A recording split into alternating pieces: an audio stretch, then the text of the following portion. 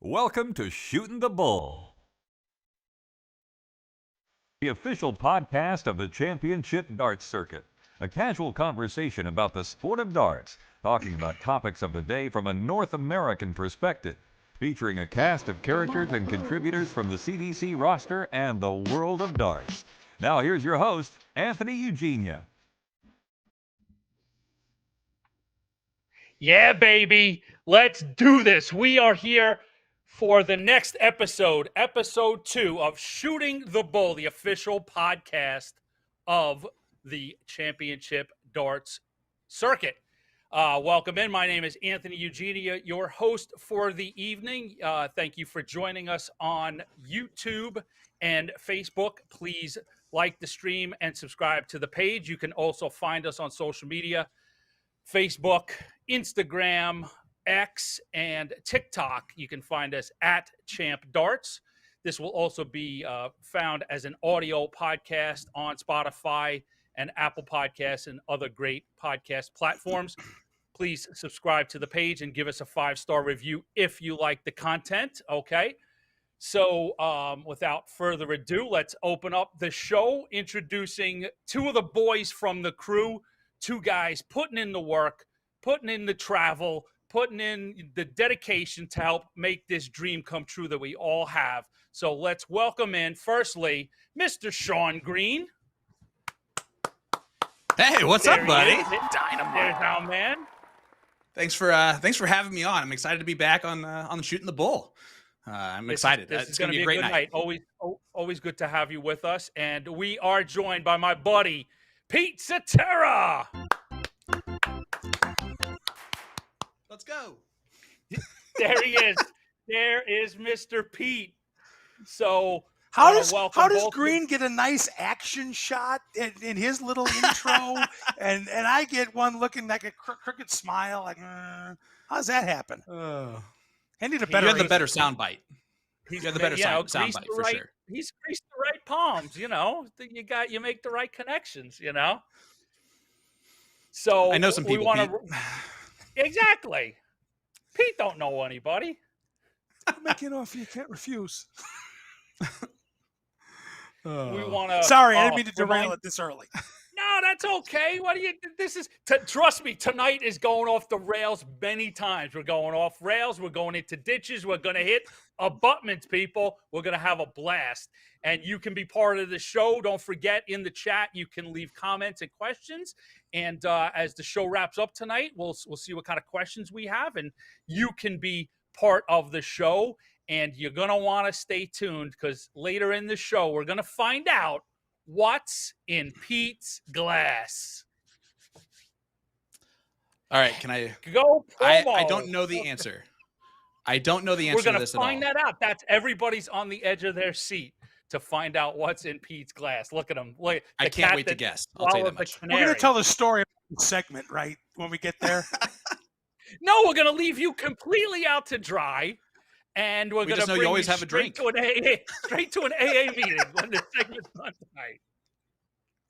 Being on a podcast with you, Lord knows I need it. Of course I've got a nice little setup. Yes, don't worry. We'll take care of you, Pete. Should be what's in Pete's bottle with you two. We're still shocked you said yes, honestly. There's no brown paper bags for Citera. It's all classy stuff. There you go. Now we're talking. Jeff McMahon. That is classy. Boom. Double down the line for Jeff. He's always coming up with great graphics. Yes, of course. No, it's all top shelf stuff with Citera. It's monocles. It's top hats, tails, to the nines for Citera. Really soon, due to his age, he's going to add a cane. This is going to be. All right. Oh, should we just wrap it up and that's it? It's all right, Sean. Classic. Call it a night, everybody.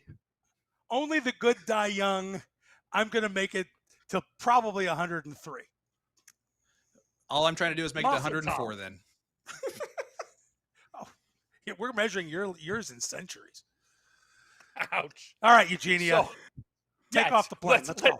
Let's get this three-wheeled wagon on its way down the road. So first segment, let's just have a round table here and just chat about what's been going on, for darters in North America, from sort of a top level view on what opportunities they've gotten, what people have done, and then maybe we'll tap on what's in store as the spring and summer goes through. So let's talk about when we last left you on Shootin the Bull, the Winmau World Masters, the PDC event, rebranded a little bit, was debuting, and our friend Mr. Citera was actually there. We had a few players representing North America. I'll kind of give you, I'll give you what went down, and then we'll chat about that. We had Jacob Womack, Spellman, Savada compete in the round robin phase. They came in second in their groups. Leonard Gates came in third in his group. Danny Lauby was able to win his group. There was a round robin phase to open up the contest. So it was a one-day round robin. So Danny Lauby then advanced into the last 64, where he fell to William O'Connor 2-0. Matt Campbell came in the round of 64. Matt got through Adam Lipscomb 2-0, and then fell to Darius Labanauskas in the last 32, 2-1. Matt played pretty well there. Danny had a good weekend, and Pete, first to you, because you got a chance to see the event, overall, and then you actually, wasn't on camera, but you got to see our boys there compete in the round robin phase. So your quick recollections on the North American effort at the Winmau World Masters. Yeah, I mean, look, Darius Labanauskas played his hind end off.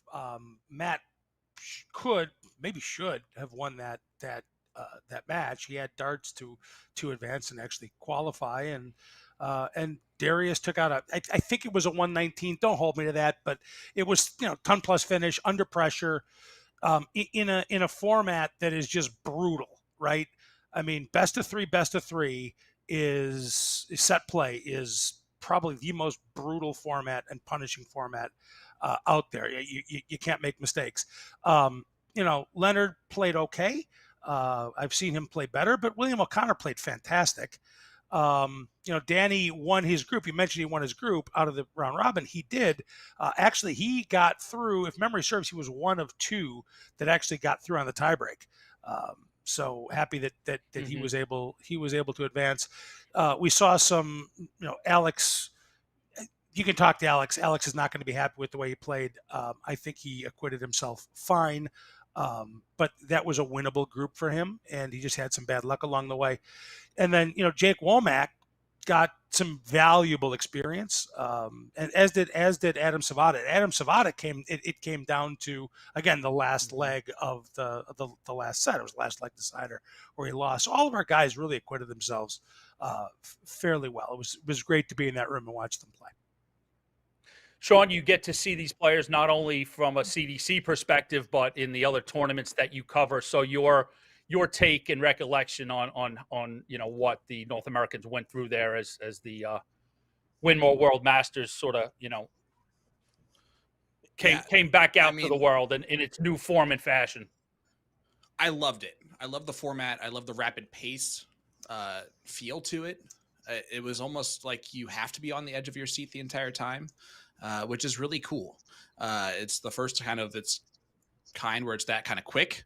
And I'm sure that had to give fits to a lot of players, not just our guys too. But Danny loses to Willie O'Connor for the second time in a big event. He's going to get sick of that guy really quick. I know I already am. Mm-hmm. Of course, losing to him at Worlds a few years ago. And then Matt's been playing really well to start off this year. I'm really excited to see kind of what the year he's going to have overseas, because I think it could be a good one, maybe even a big one for him. He's already made some pretty good runs in the Players' Championship. So when he's losing playing really well, and just someone else is beating him at that point. But yeah, it's got to be tough. I'm excited that all those guys got that experience. Adam Savada, much needed. Jacob Womack, much needed. Even Spellman to go over there. he knows he can compete. He's not worried about that aspect, but just even the bad experience that he probably felt at the end of that, the bad taste, is just still experience for him moving forward, to where he won't allow himself to lose like that ever again.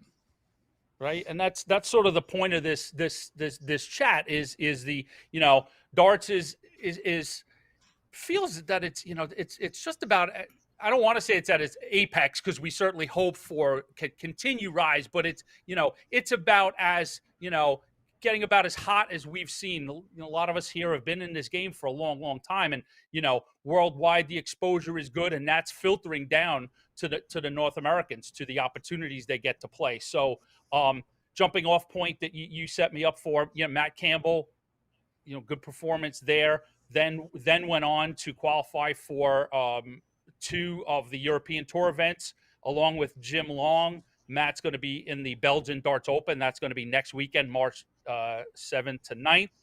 Then Matt also qualified for the International Darts Open. That's going to be at the beginning of April, the 4th to the 6th. And then I'll sprinkle in a few other things. We saw David Fadum go to the final of the Dutch Open. Yeah. And the Seniors World Championships also took place in the last few weeks, and we saw both John Part and Leonard Gates come into the contest in different places in the bracket, but both put a win under their belts. So a lot of and Modus, we're nearly now these days sort of an ever presence of North Americans weaving their way in and out the Modus Super Series. So let's continue that chat about the North American presence on the world stage, Pete. Hey, hats off, David Fadum, getting to the final of the Dutch Open. First American to do that, by the way, since 1988. And I mean, it was an impressive run, right? I mean, he took out Jimmy Van Schlie, who's been playing really well. He took out Martin Kleermacher, who's a known name, straight sets to get to the final. Ran out of gas a little bit, but I mean, there's you've got to give credit where credit's due. He played fantastic, and to come that had 3,000 entries. I mean, it's the biggest tournament in the world. I think it was 3,200 entries, something like that. Anytime you start looking at the Dart Connect bracket, and they're playing in the round of 5,048. It's obviously yeah. That's always an interesting round to see on Dart Connect. Hey, Ma, yes, I made it to the round of 5,466. It's funny. You think the first time they did that, David Maher and Greg Tong were sitting there like, oh God, please let this work. Please let this work. We didn't envision this. But I mean, but kudos to David.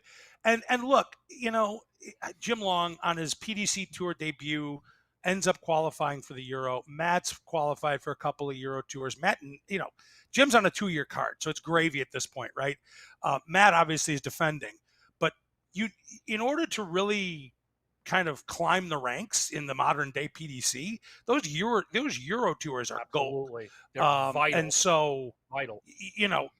If this becomes a trend, we're going to have a really, really good position for North America in the PDC, in the next couple of years.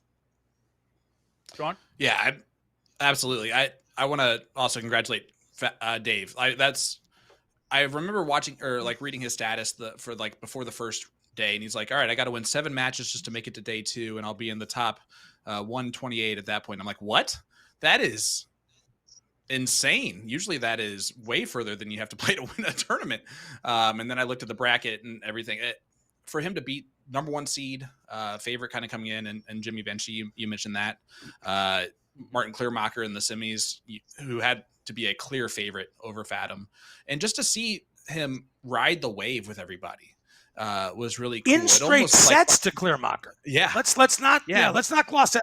In straight sets, he deserved all of it. It was fun to watch him live in the moment with every match, with every thing. For him to have the presence of mind to film the majority of the time. No one really wants to do that and focus on a dart match, and for him to be able to do that is really special, and it made for special moments for everyone that could watch behind the scenes at home.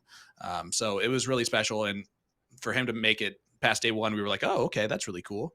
And then for him to make that run on day two it was exciting. A lot of them were on stream, which was really exciting. So yeah, I really enjoyed that event. It almost seems like one that you just have to go to once to experience with that many people. It's got to be nuts, right?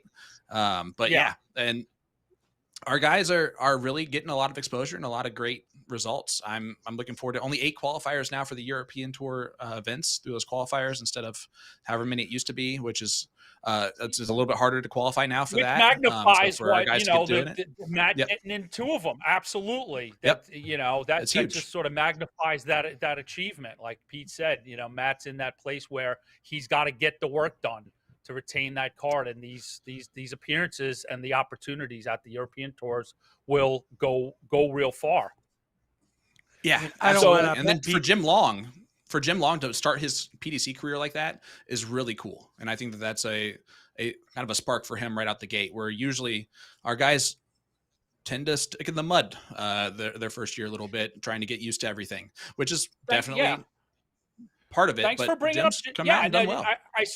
I saw a good post from Jim. You know, obviously, you know, getting through Q School was one thing. It was really a thrill for him to make that first Players Championship event, to walk in that door and be one of 128, best on the planet. You know, tour card holder. Just boom. This is it. I'm one of these guys now. Really special moment that Jim shared there. Pete, you had something else on that? No, I mean, I don't want to resurrect the argument. I mean, if you watch darts media, the PDC change of the Euro Tour has been beaten to death. So I don't think we need to resurrect it here. But I wanted to underscore the point that Sean made, and that, you know, that was a gift to the top players in the world, right? It was a gift to the seeds. It's now become more difficult to crack into the elite because of that move. Whether it's right or wrong in the end, you know, it's a crowd sport, right? You want to please the crowd. The crowd wants to see who they want to see. But whether you agree with it or not, there's no doubt about it. It's a bone to the top guys. So the fact that they're there is a huge accomplishment. Yep. Now we look forward to this coming weekend, opening up tomorrow morning. We've got the UK Open, always a big fan favorite, and we have 4 North American players in it, the 4 players that have tour cards. So I'll give you a quick rundown, and then we'll turn it over to the boys and we'll chat about their matchups. Action gets underway 6 a.m. Eastern time, if I'm correct. If you can go check that out at pdc.tv and you know, reaffirm the schedule if I was incorrect. You'll also be able to find these matches on their social media and find out where the players are playing and all that good stuff. It's an incredible event that they stream all 8 boards. So like just a smorgasbord of great darts action for the weekend. It's just intense. Tomorrow we're all sitting here, I'm sure, regretting not for coming up with a sick day tomorrow to open up as many tablets as we can and open up all 8 streams. So here's the rundown on the 4 players where they're at. So on stage 2, Danny Lauby comes in round 2. He's going to be playing Tim Walters. Stage 4 in round 1 action, Jules Van Dongen is taking on Simon Stevenson. Stage 6, Matt Campbell coming in. He's going to come in round 3, and he's got the winner of like four guys there. I'll save you the trouble of me stumbling over all of those names. And then on stage 8, Jim Long makes his debut there at the UK Open in round 1 versus Piro Lubčić. All right, so those are the 4 matches that we'll see North Americans start on. And of course, as a reminder to everybody, it's a redraw competition. So players win, they go back in the bucket, and things get churned over each round. So, Sean, give me, you know, I can go over those specific if you want on matchups, or give me, you know, from a North American. We'll pin you guys down on some predictions later in the show, but for right now, it's just a focus on our North American guys. I just want to tell everybody, this is the reason to have a PDC.TV subscription. 8 streaming boards, all streaming at the same time. All of them have the not all of them have commentary. The main stage 2 are those 2 big stages where you're gonna have a lot of people behind them. But then the really cool look is the small stage 3 to stage 8 that are all just lined up along the wall, where you can just hear the chalker and the board, and you can hear the chatter behind them. You can almost hear the players talking at times with how just interesting kind of that is. It's just so much fun. And then when I look at the North American players, I am so thrilled. They are all playing at different times, baby, because that is the excitement. That's what you look for at first. Jules, I'm waking up at 6 a.m. for you, buddy. And then I get to, relax a little bit. Jim Long, 4th on his stage. Then Danny's 5th I was going to on say, his I'll stage, go so I'm while gonna you guys are talking. I'll go back to the graphic. And then we got a while for Campbell. So in the meantime, once our guys start winning those first couple rounds, then they can, get there and play some more before it gets to even Matt Campbell's spot. So that's what I look for the most is when it starts getting like, okay, when do they play? All right. Am I going to be able to watch all of them, or do I need to open up multiple tabs to make sure on my device? Let's make no mistake, guys. There's a reason why it's test day tomorrow for my students. Okay. I'm going to be watching a different thing in the back. Okay. You guys take your test. Nobody report that to Doge, please. Yeah, Jules opens up first, as you said, on stage 4, and then let's see, Jim Long is 4th. He's up 4th on stage 8, so you move there, and then Danny's up 5th on stage 2, so that progresses, and then let's find where does Matt fit in there.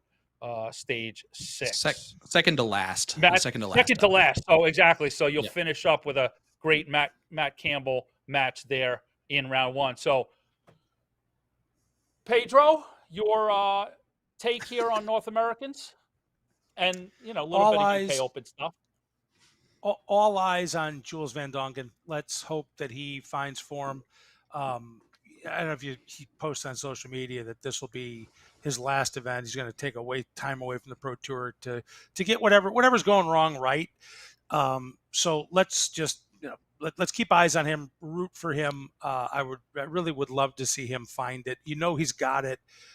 So I'd love to see him find that form and get through. Jim Long should, on paper, win that match. I believe he will. So obviously keeping with what's going on, making a deep run is, I think, possible for Long. The great thing about this event is that the format is something that generally gives you some thrills and some unexpected players into the end, right? I mean, Andrew Gilding won the event, right? So at the end of the day, that's the no offense to Gilding, but like nobody's picking him to win the event, right? Nobody's picking him to win the event. So the point is, the event throws off those dark horses who then can find form, go on a run to glory. That's what makes this event so wonderful. Yeah, find the right passage through based on these redraws. You get, some top seeds get drawn against each other in those rounds, 4, 5, 6 sort of thing. It's always a blast to see those, that draw up on stage. I'm always a sucker for a good draw.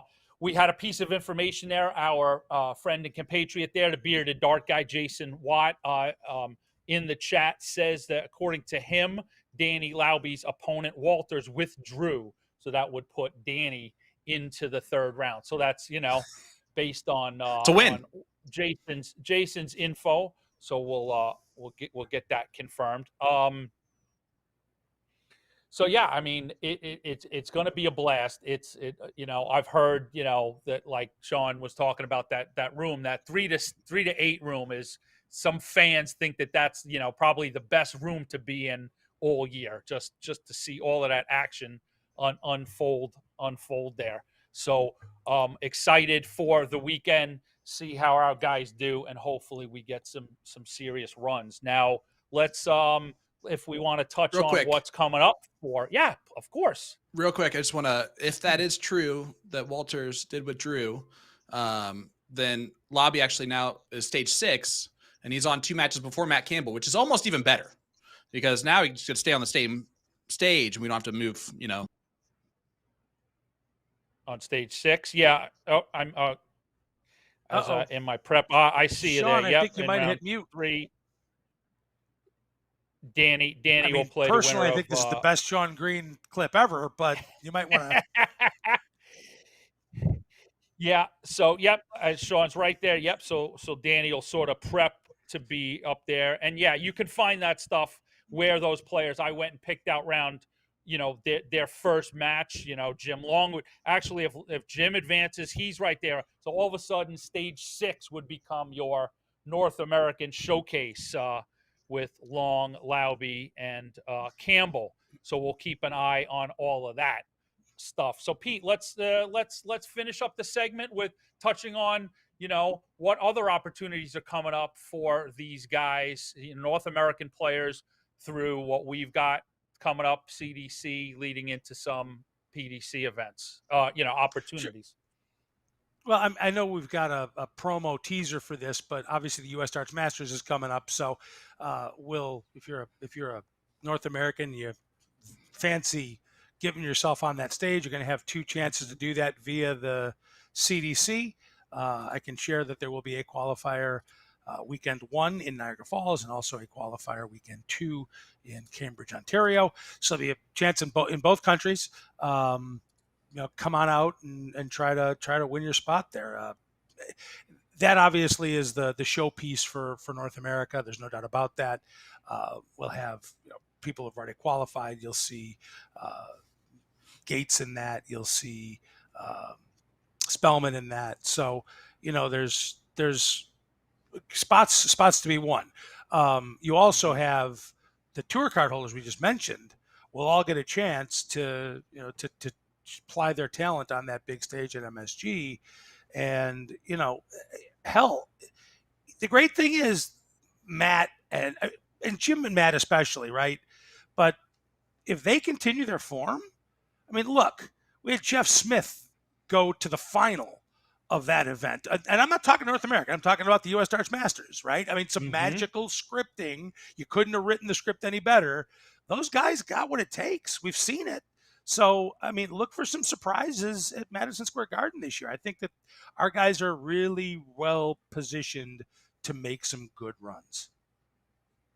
Sean, thought from you on, what's now going to unfold over the summer. You're going to get a chance to see it firsthand behind the CDC microphone, but CDC, players are going to come through the CDC, as Pete laid out, chances to play at the Garden, but then chances to play through the circuit that will put them in positions to go to the Grand Slam, to the World Championship, to now plans for World Masters of 2026, right? Yeah, it's exciting. I'm looking forward to our players playing again this year. I'm going to be honest. Last year on that Friday evening, I was mad. I was actually upset with how our players won for 8. It was not what I expected, and my expectations continue to rise every year. So we can't do that again and feel we belong now. I feel that we do. I know that we have players that know that we do. And I know that they want to perform as well in front of their home crowd. It was so cool to have Jeff Smith make the final a couple years ago. The electricity in that crowd was something I have never seen before come through a broadcast. I vividly remember running out around my hotel room, Jeff Smith hitting that huge shot to beat Humphries. I'm pretty sure someone thought I was murdered next door to where my hotel room was, but it was so much fun to watch. And then last year was electric too. The noise for the back-to-back 180s to start it off between Cross and Aspinall. I believe so, yes. Yeah, whoever it was. The noise that you get from that, especially now comparing it to the Worlds, it's louder. It hits you harder because it's coming from straight back to straight front. It was really cool. And to have that many people there experience it, I'm so excited for this year. And it is an event not to miss. If you're a North American fan of darts, it's your one time to see the PDC guys here on our home soil. And then from there, it's a great way to root for our home players. There's nothing greater than getting to root for your own guys. And that audience definitely brings it for sure. Without a doubt, we've got a really exciting summer. Pete, one more thing, if you want. I was going to say one more. In response to that crowd, I mean, Matthew Lewis, you know him as Neville Longbottom probably, but Matthew Lewis said it best in that interview we did with him. You know, this is so close to a UK audience you could never have imagined. And, you know, it really is. I'll tell you, having been at a lot of UK events, the MSG crowd was better. The MSG crowd was better than the crowd at the Winmau World Masters. It was definitely more electric in that room. Yeah, absolutely. So we've got you know, a really exciting summer coming up, and we'll take a deep dive next month in our next episode of Shootin the Bull. So stay tuned for that. So thanks, boys. This has been a great catch up into, you know, what's been going on for the North American players. So now I want to share with everybody something really cool that I came across on YouTube, featuring the world's #1 Luke Humphries. It's called My Darts Journey, a look into his process and things for the players that are new to the game to pick up on. So let's take a quick look, and then we'll discuss on coming out of it.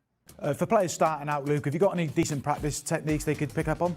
Around the board's a good one. I think if you're just aiming for them, you know, normal single numbers, the ones, the twos, the threes, and then you sort of go the way round, and then you notice yourself sort of getting a little bit better, I feel like then you can move on to the doubles. If you just do them sort of start-up games, you know, single numbers, and then you move on to the doubles, and then you move on to the trebles, I think that was a slow way to get yourself into a good rhythm. What's the next step to improve your game? Well, I think the main thing about darts is checking out. So I think the next step would be maybe around the board, checking out on the doubles. You start at double one, double two, double three, and you go around the whole way to double top. And then if you know, perfecting that, I think then it's time to start taking out combination finishes. So maybe start on 41, then you've got to go single one, double top, then you go to 42, 43. Luke, talk to us about your practice routines. What do you do to fine-tune your game for a big tournament? Yeah, I mean, to be honest, my scoring's usually pretty decent, so I think for me it's the finishing, and I think that's something that's helped me prove to the world of being one of the best dart players in the world is finishing. And it's 2 more vital points for Luke Humphries. It's back-to-back win.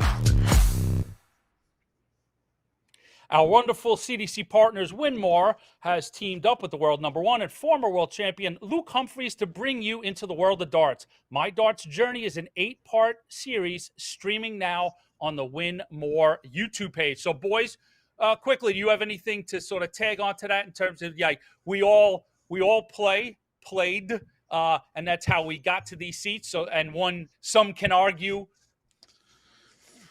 successfully, unsuccessfully, and that's how you get behind a microphone. But what sort of things do you have as advice to players getting into the game to improve themselves? Peter. Sean looks good in his, you know, unsuccessful darts picture. No, I mean, you know, you're going to see us focus a lot this year on new players. You're going to see us focus a lot this year on the youth. I don't want to, I don't want to do a lot of spoilers there, but you know, I really like and I hope he gets to this in some future installments. Keep eyes on this, because this is going to be a multi-installment thing on our partners at Winmau.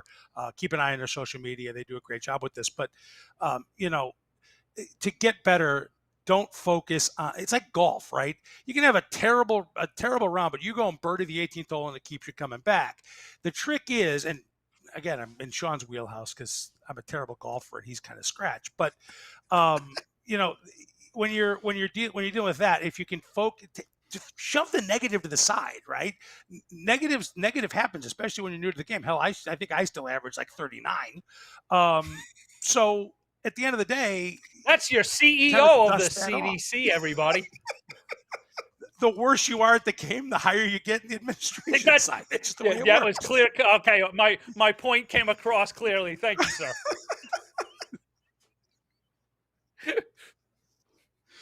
Oh man, you're just like done now. You're like, I'm done. I did my thing. I shut it down. My apologies. You wanted to talk. You always want to talk. I figured I'd let you go. Are you talking to me? Well, thank you. Yes. First of all, definitely the worst dart player out of the three of us, I'm sure, is the one that's sitting on your stage right. For those that are watching at home, that'd be this guy right here. Is now full screen for you. listen, the reason why I'm behind a mic is because I was able to find my place in darts by realizing that my arm does not go where I know my arm should go. So then I'm going to talk about it. And then I got really good at talking about it. So here we are. But my advice is simple. Play people better than yourself. It forces you to get better. If you're competitive at all, you're going to eventually hate losing to that person, and you're going to get to a point where you can beat them. And I know that's surprising to say, but those top players, they play against the top players. That's how they get better. If you're a low level player, you gotta play better players. You can't continue to play the low level competition and expect to improve. It just doesn't happen that way. So I can tell you that the kids that improve the most in my dart club that I have every year, which by the way, thank you Winmau for the brand new dart boards that you donated to us without really knowing, and the CDC for donating those dart boards. My kids have used them profusely this year, which has been wonderful. And they have the best in the world when it comes to that branding. So thank you guys. But the best kids in my dart club that improve the most throughout the year always want to play, and they always want to play against me because I'm the best one in that room, which is sad, until one of those players gets better than me. And then they want to play that guy. Right. And they end up being the ones that improve the most. Those that don't, then they just sit there and play against their friends the whole time. They stay the same pretty much. And I would say play the better players, play the better people. It's the only way to improve. And I would That's why we have the path. That. That's why we exist, right? That's the whole point of CDC.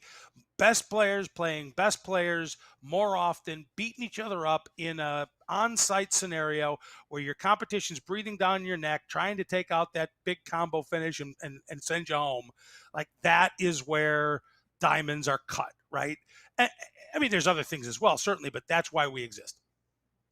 Literally from the first conversation about this organization, and that's as Pete referenced it, that's why we've built a path for players to go from the junior ranks to the evolution ranks through the main tour ranks all the way to the world championship. And I would just tack on there, communicate and ask questions and be open to learning, when you're done competing, and try and watch what those players who at the time might be better than you, what the decisions that they make, and then ask them about their strategies on the board. And that's how you just continue to you will always be continuing to make yourself a better player. That just as most things in life, this stuff never stops. So if you have that desire, as my two co-host tonight say, like, it will always be there. So if you've got the drive and the commitment, and you put in the work, it'll pay off. So I want to remind everybody. Sorry, yeah. I love that you called out the junior and the evolution, but let's also not give short shrift to the Dart Player Series, right? So you can come through the DP tours and get onto the CDC. And let me tell you, as somebody who runs one of those DP tours, if you're looking for some one-on-one time with some of the top players in your area, that's a pretty darn good time to get it. Get there early, warm up with them. The vast majority of them are really nice guys. They will spend the time to talk to you because they know you love the game they love. That's a great place to do that. Absolutely, without a doubt. So thanks, Peter, and thanks, boys, for the input on that. And I want to remind you, we've put up a couple of comments already, so please be active if you've got some feedback or questions. Keep it in there in the chat. So we will take a turn towards our next segment and take a look at what else has been going in darts around the world.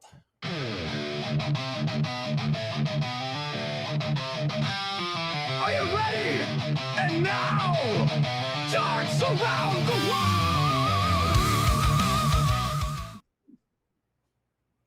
All right, a quick hit and run segment here. We're going to turn back to the World Masters because my partner loves the redraw format, and I have an unhealthy obsession with ping pong balls. So now let's talk about what happened at the rebranded World Masters. We saw Luke Humphries take the title in a thrilling 6-5 final over Johnny Clayton. So again, let's go to Sean, and then we'll circle to Pete, who was on site. So Sean, your take on the overall tournament, the top seeds, Humphries earning another title in this super quick and fast, exciting format.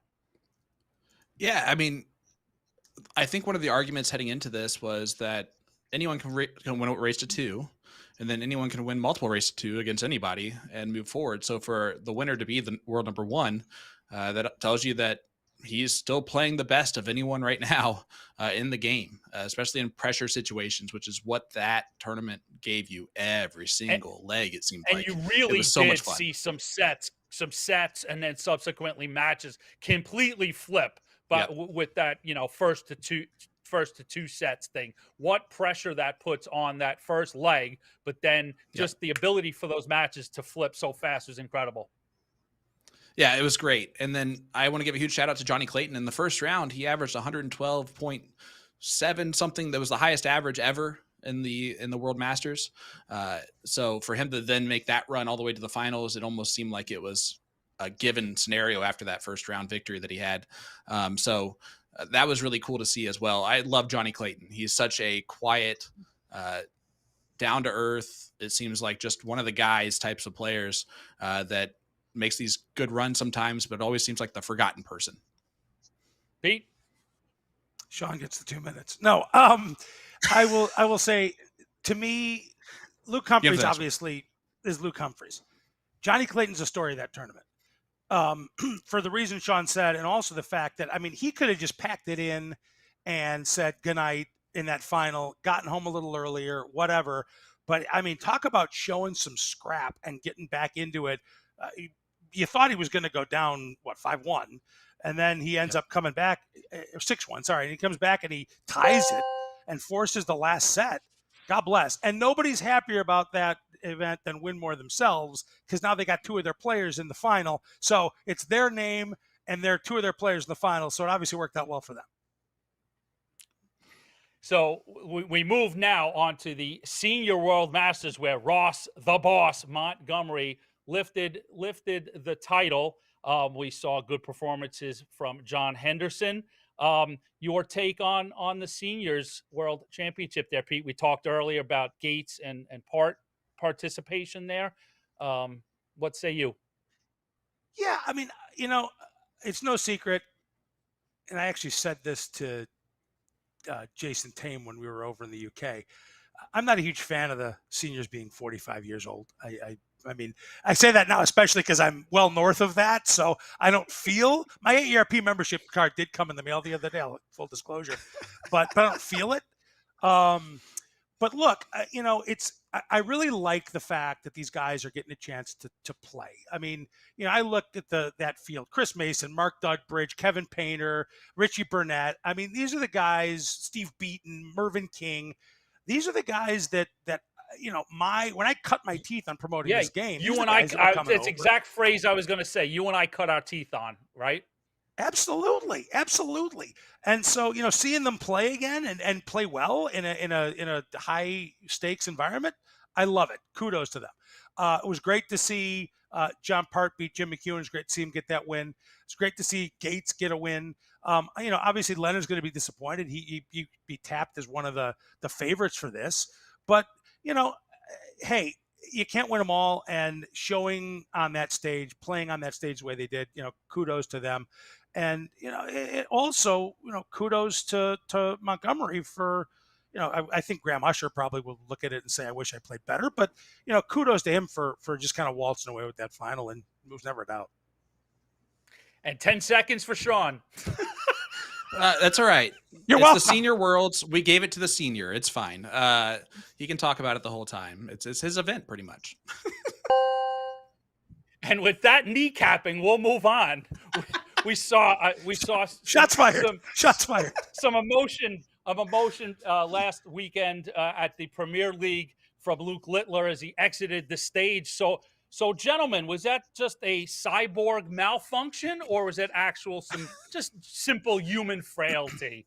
We'll go to Sean with this one. You kick this off, Sean, because I'm passionate about this. Oh, good. He's 18. We're gonna have different opinions on this too. He's 18. However, he he knows that he can't make that reaction as he's leaving the stage. He's got to get behind there if he's going to react that way. And he's usually really, really good at being able to be a very humble loser. So for seeing that reaction out of him was actually a little bit shocking. My mental, he did that. And so that being said, there's obviously pressure on him that we're not seeing, that the stadium that they named after him in his hometown, right? Like that just happened and was announced. He's got a lot of pressure on him. Pete, show some grace, people. Not you, Sean. Show some grace, people. There's nobody under more pressure in this world. You said it right, than Luke Littler. Did he have a moment? Does he know better? Yes, absolutely. He got roasted on Dart social media by a bunch of people that couldn't hold a candle or raise a pimple on his hind end. I am tired of seeing the hoi polloi go after people when they have one misstep in judgment. If it's a pattern, sure, absolutely. He's gonna get a nice little bill from the DRA. There's no doubt about it, and he deserves it. But you know what? Nobody has more pressure on him than that man. And you know who else knows not to do things walking off stage is Rob Cross. But he had himself a nice little fine from the DRA too. So give him a pass, show some grace. If it continues to happen, then you can ride him. Right now, you know what? It's just a little misstep from a kid who's gone into the stratosphere and is just trying to catch up to where his his profile is. So now we move on. We've teased this a little bit, but we've got an interesting week coming up next week. And right now, Gates is actually playing this week in Series 10. But next week at the Modus Super Series, they do a special week. It's a double trouble week. So Monday, now Sean knows exactly why I put this in the rundown. So Gates is in Group A. Look at this group. Simon Whitlock, Neil Duff, Robert Thornton, Leonard Gates, Andreas Harrison, and Steve Beaton. It opens up Group A on Monday. So now the question is, does Gates open up with double 13, Pete?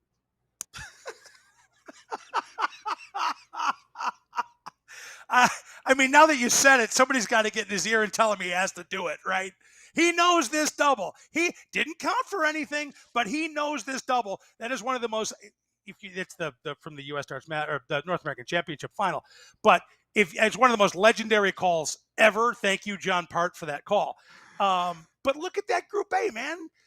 Steve Beaton, Gates, Simon Whitlock. I mean, Neil Duff. I like Neil, but Whitlock and Beaton.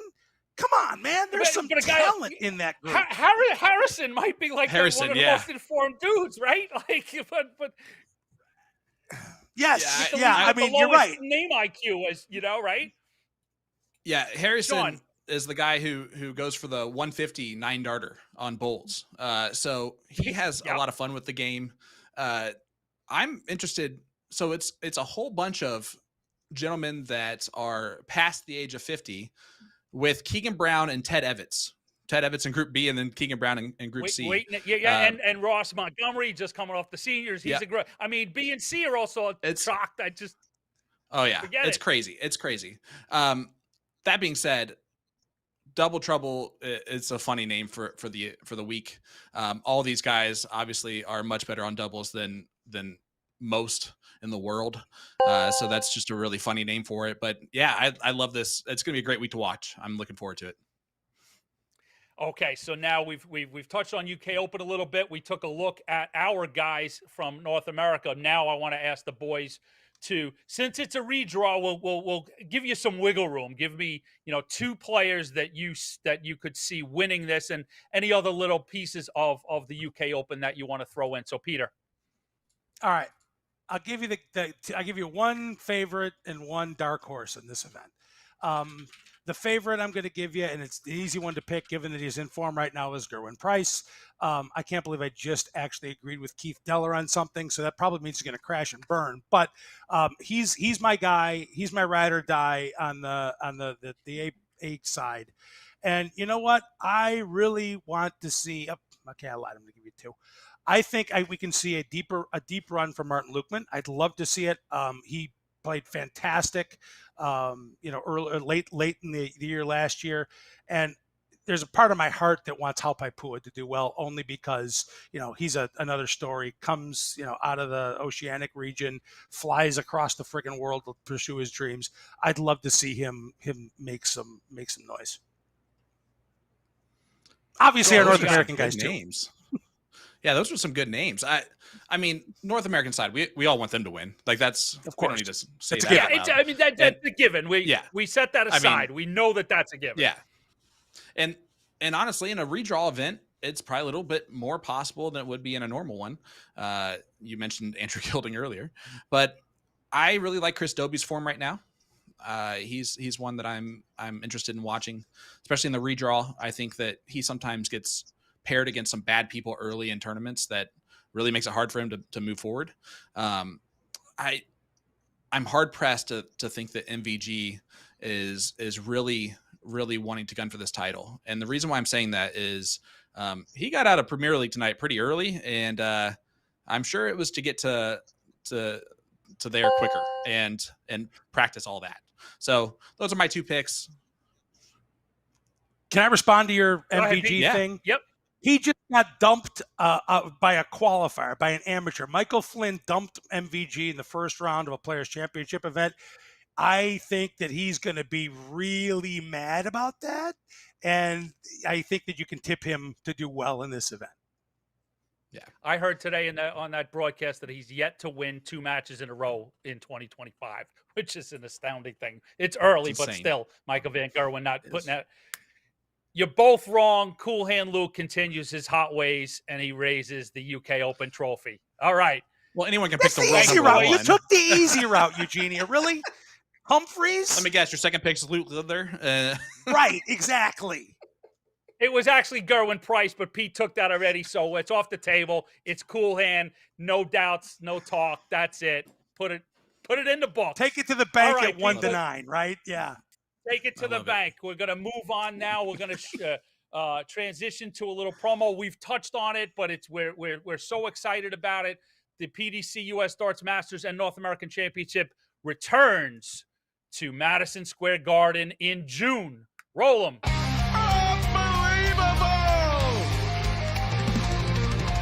That's what I like to see. That's real darts. Pure darts! The greatest darting force on the planet right now. How about that?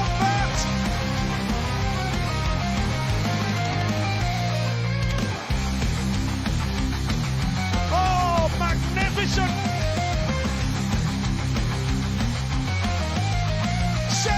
Sensational darts!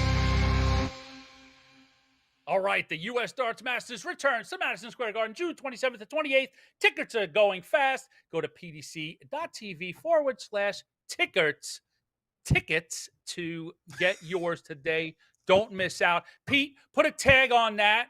The CDC and you, brother, have worked out a great hotel option for people. So where can they get that information if they want to come into town and check out the Masters?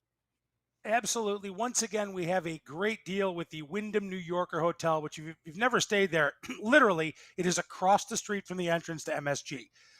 We've got comparatively great rate. I mean, it's New York City. Nobody's getting anything for free, but, I believe it's $229 for a queen, $249 for doubles. Don't hold me to that. I didn't think you were going to throw this at me, but it's right. It's like that. So, and you can actually find it on we actually have a URL. It is champdarts.info/PDC hotel. Once again, champdarts.info/PDC hotel. Actually, it might be PDC Hotel 25. Look at our social media. We'll post it. It's also in the newsletter that just went out. And if you're not subscribing to our newsletter, you need to do that. In order to do that, you can do it perfect right here at this wonderful QR code. You can also go to our website, champdarts.com, and you're going to get a pop-up. Please subscribe to that. We're going to get a lot more cool newsletter stuff. So get in that, and you'll get a chance to see a lot more cool announcements. Absolutely. And one of the cool things we're going to transition to is we're going to talk a little bit about the upcoming event, the CDC Cross Border Goes Hollywood, baby. We're in LA April 11th and 12th.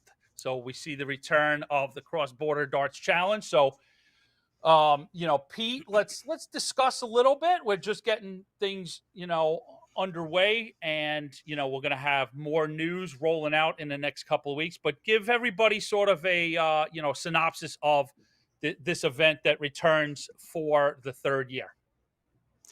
Sure. So you've got, U.S. versus Canada. You're playing for your country, but you're also playing for yourself because it's an individual event. Winner of the event gets a spot at MSG, as we mentioned. That certainly is the big prize, plus, of course, the money. We've got the Nations Cup for the team that plays the best. So there's an element of that, which is awesome. And I think you're going to see us do some really cool things. We've heard a lot of people about grumbling and moaning about it being in LA. Folks, the venue is amazing. It is in LA because this is a professional soundstage. We're able to do some really cool stuff with streaming. I'm actually going up and going to walk through the venue again on Monday with L. David. Tuesday. No, Monday with L. David Irene.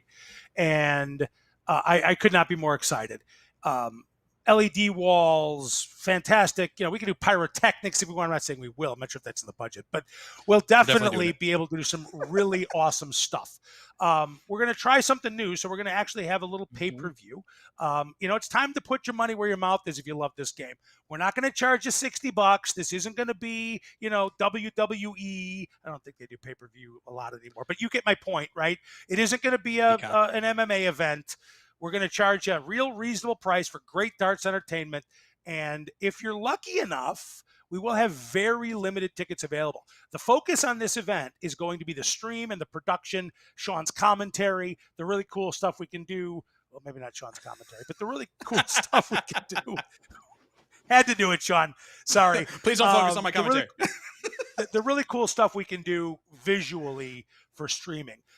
I could not be more excited about this. We've really actually cool. got a little bit of. I'll transition over to Sean and get his take if you've got that footage from last year.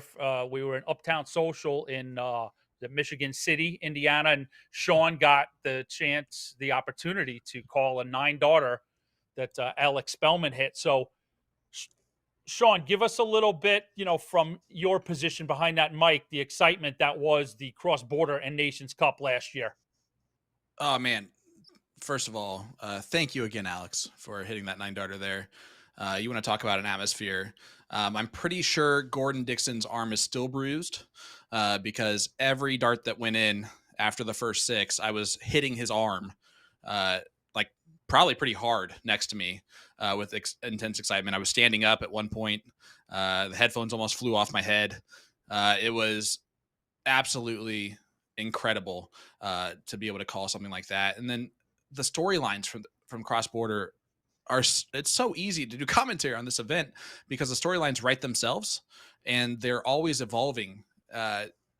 Canada hasn't had a home event of this and they're 2-0. So they're going to come into this trying to make it 3-0 so that we have to go to Canada next year. There's no ifs, ands, or buts about it. Right. And, the Americans are going to come in. They've lost 2 straight last year in what many would consider an upset. So I know the Americans are going to want to show up and show out this year as well.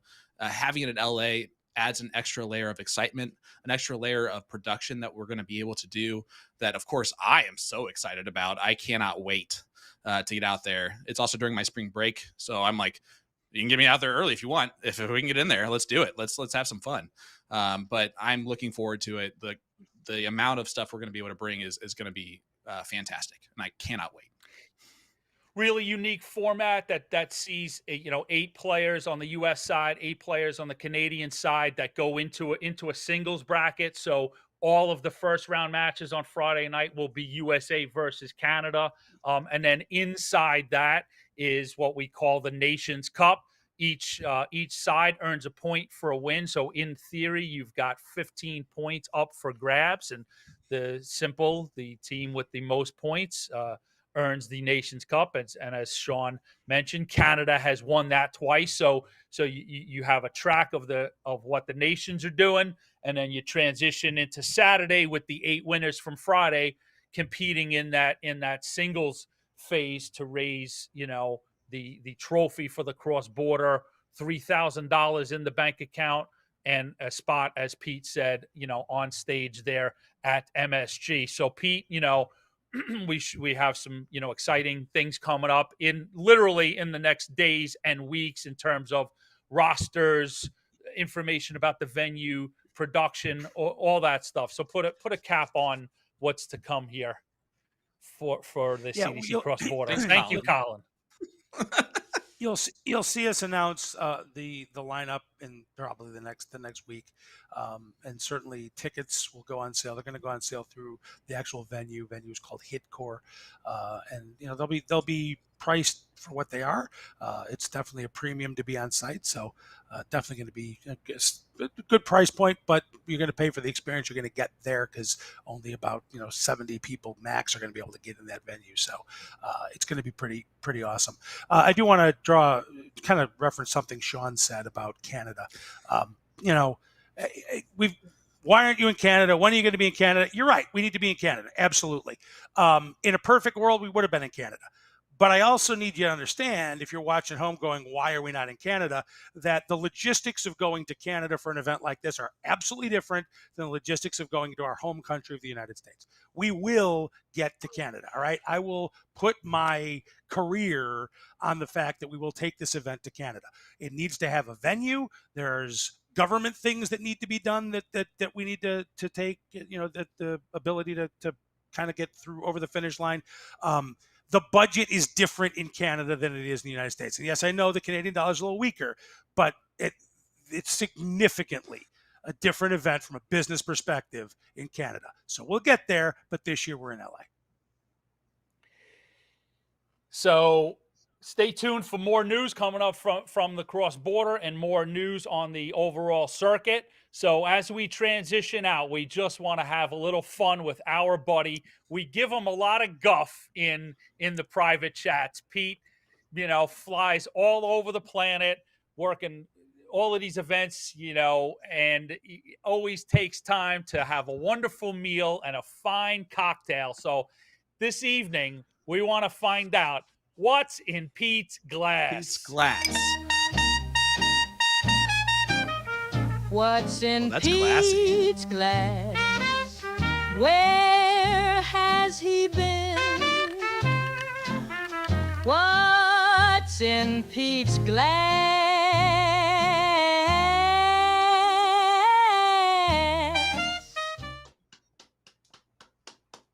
Bravo to the production. Oh, Hey, Pete, McMahon, you're fired for that last picture. picture. That picture at the end, the were you picture 30 wasn't in great. that one? Was that far ago? Yeah. That far? Yeah, I remember. It's reminded that is the intro to Cheers, and it's Norm at the end. Okay, so we're gonna have to have a little conversation off air here, but Norm. it was a cool intro, certainly. So, by the way, I want you to understand, if you're watching, like this is your first time on, like we've never done this before. The reason we're doing it is because we were throwing ideas out in the chat about group chat about what we're going to do for this podcast. Don't over-explain it, Citera. Just finish the segment. No, because there's a story here. Before we land the plane, there's a story here, right? So I throw out this, let's do what's in Pete's glass. And of course, you guys ran with it. And usually I'm in a place where I've got some decent stuff, but I got nothing but rot gut where I am right now, right? It's the most basic stuff you can get. So now it's like, what's in Pete's glass? Where I'm not going to come out and say, well, I got me some great, Seagram 7 here, because that's just not going to work. So I went out, and if you know me, I like whiskey, pretty much every kind of whiskey, but I got a Dalmore, which is one of my favorite scotches, the Dalmore 15. I was actually looking for an Irish that I really liked and couldn't find it, so I got the Dalmore 15. Best I could do on short notice. If you're a Scotch guy, you're never going to go wrong with the Dalmore. That 15 at the price point it is you can spend a lot more for a lot worse. Cheers. And there you go, folks. Cheers. An education from Mr. Citera, because if we did this segment 23 years ago, it would have been Boone's Farm in my glass, but not for Mr. Citera. Damn Skippy. A fine fine whiskey from Mr. Citera. So that's what's in Pete's glass. And by the way, if you're a liquor company and would like to sponsor What's in Pete's Glass, please give us an email at info@champdarts.com. I am happy to put anything in this glass for the right price. Oh, what fun. Yeah. Matt Campbell got in there with his UK Open pick. He's picking Jim Long or Danny Lauby. Solid stuff. Yeah, don't go with that Ginger Ninja guy. Go with Long and Lauby. I concur, sir. Which Matt Campbell is that? Is that the Matt Campbell we know, or is that the other Matt Campbell from Canada? There's two of them, you know. It's the Matt Campbell that we know. So you're getting a text Canada, from him. Fine. Wonderful, yeah. Which is hilarious because it's 5 hours ahead and he plays in like, I don't know, 12 hours or so. We're not taking blame for nothing. Get some rest, Campbell. Of course we're rooting for you. We want to see Matt Campbell play Danny Lauby and Jim Long and Jules all in the semis, without a doubt, of course. What a fun way to finish up tonight's program. Thank you, Matt, for checking in. We wish you all the best. Peter, Sean, thank you so much for joining me. It's always a pleasure. Quick blurb from either one of you. Sean, 10 seconds to get us out of here. Anything you want to say? Dart season is upon us, guys. I can tell you that my schedule has been pretty wide open. Starting this next month, March hits, and by the time it gets to May, I've done like 6 or 7 different events. So get involved. Darts is huge. Find a local vendor. Froze, and he's on his way out. Oh, we got him back. I'm here. All right. Well, that's it for Sean. Face, at least. Peter, what do you got to say on the way out? If you'd like to join us on the CDC Tour in 2025, we have a couple of Q schools left. Your time is running out.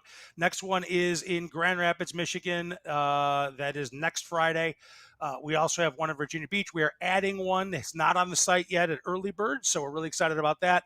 And we will, I've had a lot of messages about this, we will have an online remote kind of virtual Q school. So for those of you who have asked, yes, we just haven't gotten the date out. Fear not, we will have one for you.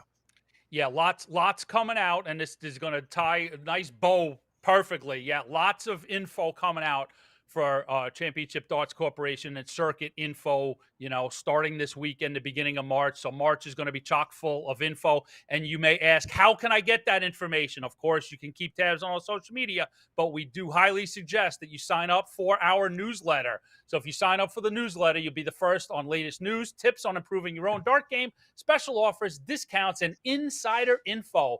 And you can use that QR code right there, but you can also go to champdarts.info/in-the-know. And you can also keep up with everything else CDC related at Champ Darts on social media. All right. I want to thank my boys for joining me tonight. I want to thank you out there for watching. We appreciate the support. And I want to remind you, just be nice to your neighbor and your fellow citizen. And with that, it's a wrap.